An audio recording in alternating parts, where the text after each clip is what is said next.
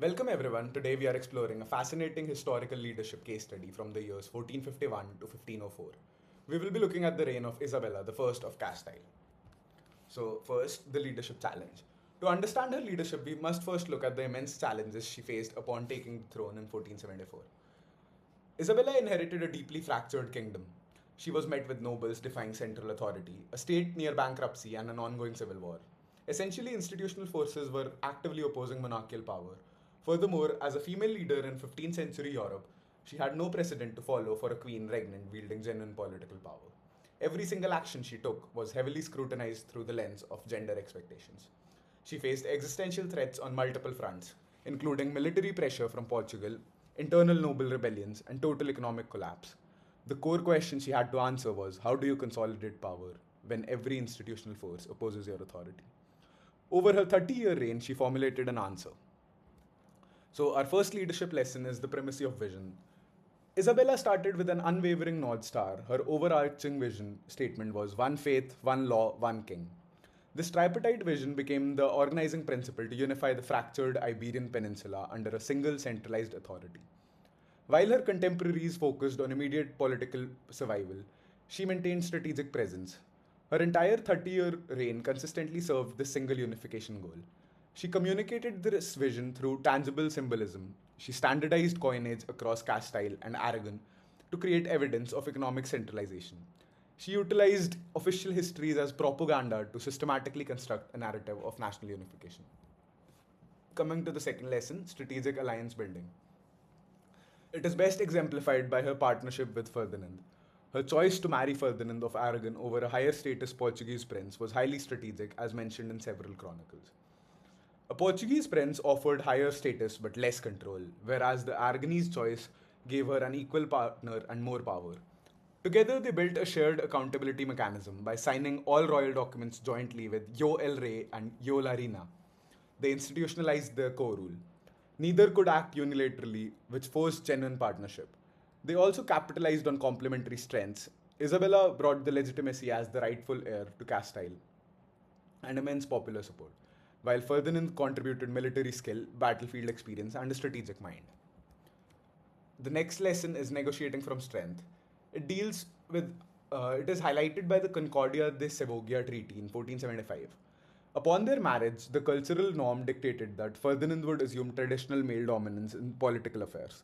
Isabella faced intense pressure to step back and become a subordinate queen consort.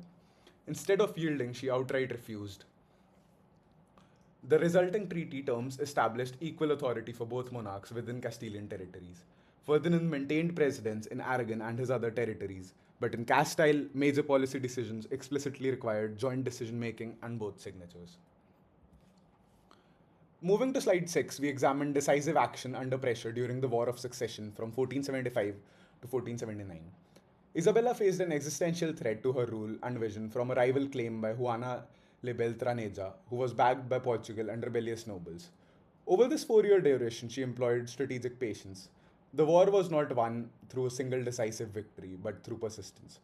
She systematically weakened opposition forces by consolidating loyal territories, isolating rebel strongholds, negotiating defections, and eventually forcing a diplomatic resolution. A defining moment of bold leadership occurred in 1476 at the Battle of Toro. Isabella rode to the battlefield herself to rally the troops. Notably, she was pregnant at the time, demonstrating that she would not hide behind palace walls while her supporters risked their lives. Our fifth lesson is on institutional transformation, showcased by the creation of Hermandad in 1476. Isabella faced significant feudal resistance. Feudal nobles controlled local courts, tax collection, military levies, and trade routes, and they viewed monarchical power as a threat to their autonomy. Her solution was not to fight these entrenched interests directly. Instead, she created the Hermandad, an armed professional law enforcement direction directly accountable to the crown. This established a direct authority line from the monarch to the municipalities, completely bypassing noble jurisdiction and rendering those intermediaries obsolete. It also provided the crown with independent revenue through direct taxation. Funding Columbus's expedition represented about 2% of Castile's GDP. While the success probability was completely unknown, Isabella recognized the potential upside. Unlimited access to new trade routes vastly outweighed the limited measurable downside of losing that initial 2% investment. She limited the initial investment to just 3 ships, structured the contract to retain future options so she could scale investment based on results, and allowed Genoese bankers to share the risk through private funding. Okay, so next lesson is military leadership and perseverance. The Granada campaign, which was a systematic warfare, was aimed at reclaiming the last Muslim stronghold on the Iberian Peninsula and remains the longest sustained military operation in Spanish history. They approached this war with wise strategy of surrounding key fortresses, systematically cutting supply lines, and forcing surrender through attrition, which minimized casualties while maximizing results. Isabella personally led from the field, spending months visiting wounded soldiers in field hospitals. She managed sophisticated logistics for their supply chains and maintained troop morale across the decade. The next leadership lesson is cultural engineering. Isabella executed major reforms at the University of Salamanca, integrating a humanist education curriculum designed to output an administrative elite. In 1492, she also commissioned the grammar of Castilian language, the first grammar of any modern European language, operating on the belief that linguistic unification precedes political unification. She successfully transformed her court into an intellectual hub.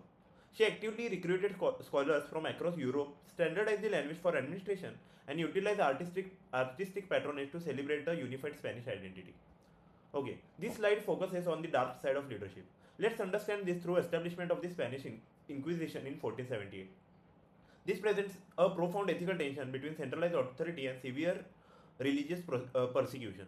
While her leadership goal was religious unity, the human cost was massive persecution. She authorized an institution that becomes synonymous with intolerance and violence. Beyond religion, the Inquisition functioned as an instrument of state building.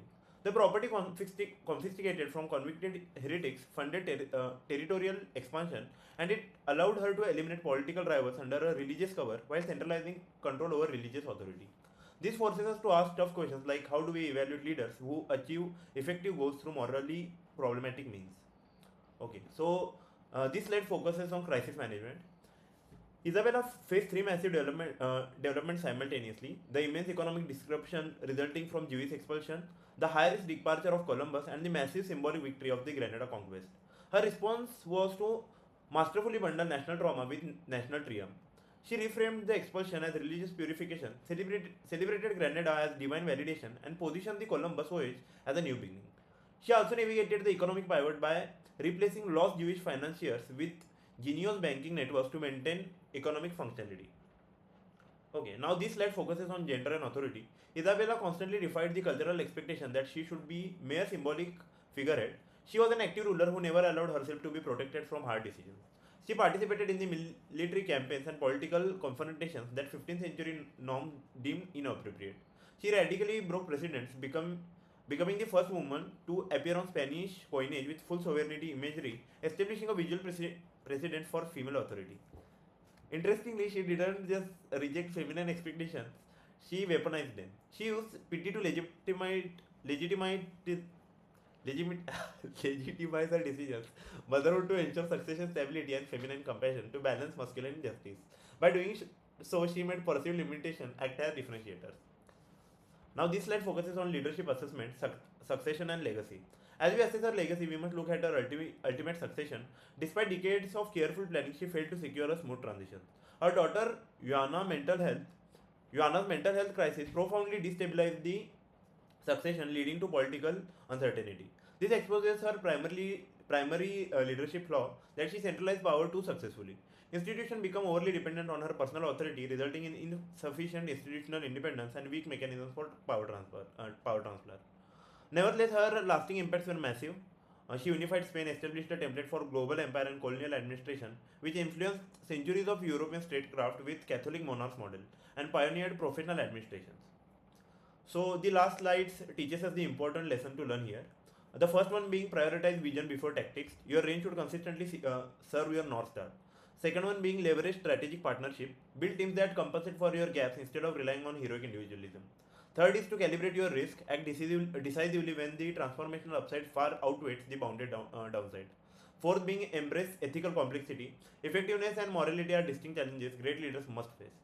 Finally, utilize institutional innovation. When old systems block your path, build parallel structures that render the old obstacles obsolete. Ultimately, Isabella demonstrated that transformative leadership demands holding your final destination constant with unwavering conviction, while adapting your route with supreme tactical flexibility. Thank you, everyone.